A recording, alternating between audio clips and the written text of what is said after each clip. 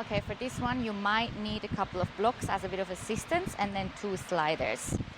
You can just have the blocks on either side of your body. You just place them a little bit further back so you can see what I'm doing, or maybe even show you this variation as the second one. When you stand on the sliders, whichever leg goes to the front, make sure that heel is actually in the middle of the slider. Whichever leg is going to the back, have the toes and the ball of your foot on the slider, so you end up in the proper position in your front split.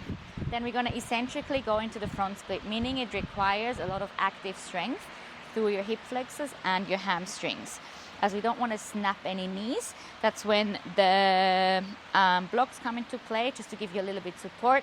And as well, if your hamstrings and hip flexors don't have the strength yet, then you can use that support.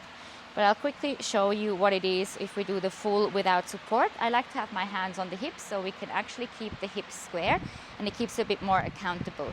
So we do not want to open up our front split, because that will target a little bit more the inner thighs, and usually, as I know, we can go a lot deeper, but we really want to focus on keeping the hips square, so we target the hip flexors. Then we're setting it up. Usually the front foot is the one that slides a little bit more forward. The back leg is just there to go slightly back in order to lower. Then I'm keeping the hands on the hips again to keep the hips square. I'm lowering to the point where I sort of can still keep it actively for a few seconds, so I'm not on the ground yet.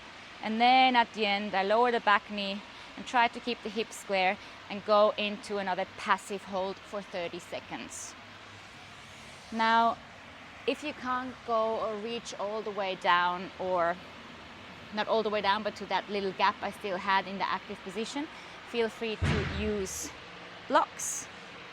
And then as you lower down, you can place the hands on the blocks, but then you want to try to have as little weight on the hands as possible, so you're still having to work super actively.